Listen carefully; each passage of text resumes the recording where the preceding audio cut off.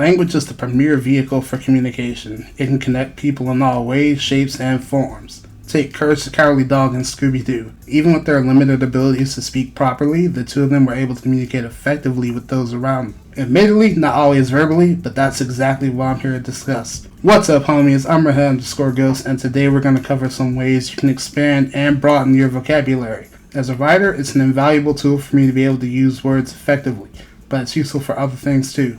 College essays, newspapers and magazines, pronunciation and enunciation, and commercial uses like a slogan or catchphrase. Just think of what McDonald's would be like without "I'm loving it." So back in college, I learned the most incredible trick for learning new words and phrases. My teacher, who we're just going to call Patty, told me that if you type a word in Google before or after the word define, it'll give you the definition. It can also, in most cases, provide you with the pronunciation if you click the microphone on the left. From the time I learned that little trick, it's been a staple in my writing. It helps to learn the definition as well because it makes it easier to recall the word later on. It's how I've learned words like skine, tawny, demesne, taffrail, and buttress. All those words I've used, but that's just the surface. Once you've gotten used to the define tool, and you can replace define with meaning, a synonym of define. That is where you can start to use synonym and antonym also. More than one word can mean the same thing, and sometimes the word you want to use wouldn't fit as well. Buttress may sound funny, but using the phrase wall rails or wall railing over and over can get stale.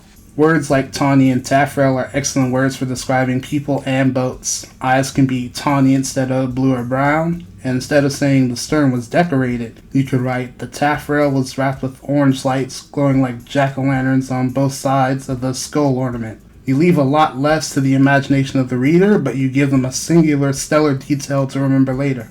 The easiest way to find new words to use the define, synonym, or antonym techniques on are to read or watch TV with subtitles on, read a book, comic book, manga, etc. I guarantee you'll find words you don't understand or are unable to pronounce correctly. Watching TV live or on streaming services with subtitles on isn't the most enjoyable way to watch, but you'll be surprised what words you can learn that way.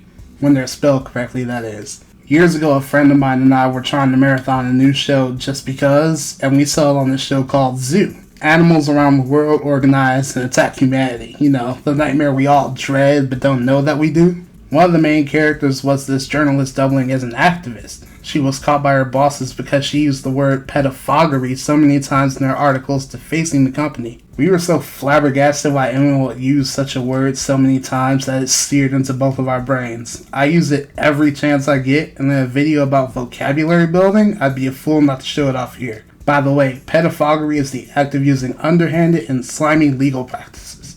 But back to synonyms for a moment. Those are the swiftest way to broaden one's vocabulary, but you need a way to identify what words to find them for later on. You don't want to write up a whole essay or story and then go scouring for the words you like to change. I suggest creating a shorthand system that allows you to go back and find those words easily while editing. I myself put brackets around the words that I know I want to change later. Now, if none of that is flattering, and trust me, I know a YouTube video about vocabulary is going to go viral in no time, there are a million word game apps out there. The one I recommend is Wordscapes. This video isn't sponsored, but if it was, I would tell you that Wordscapes is an amazing free-to-play word puzzle game. There are daily puzzles that award you coins you can use for various bonuses to aid you in the puzzles. They also have weekend-long tournaments where you can collect better and better crowns the more points you amass for each season. But, not sponsored, so oh well. I even stress the importance of vocabulary in FHA Series 2. In Chapter 3.1, Lesson 1, I have Nuria go through a series of read and define exercises. I'll have a link to that chapter down below, but you can also find it by perusing the Series 2 playlist. But that's all I have for today's video. Stay tuned for more content to come. The upload schedule for the channel is Friday to Friday. If a video is not uploaded one Friday, it will be up on the following Friday, always at 5 p.m. EST. Thank you for checking out the video. Be sure to leave a like, subscribe, and read the story. Later, homies.